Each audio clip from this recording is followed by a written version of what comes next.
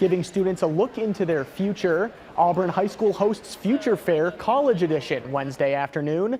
More than 35 colleges and universities attended the event, helping juniors and seniors learn about the opportunities available to them after graduation. Krista Friend started the fair 3 years ago and says it's encouraging to see how the event has grown year over year. During COVID, there was a slump in terms of admissions and things like that. Obviously, a lot of changes, but I would say that we're on an uptick in terms of students even thinking Rock Valley, thinking of staying local. We do also have a high amount of students interested in the trades as well.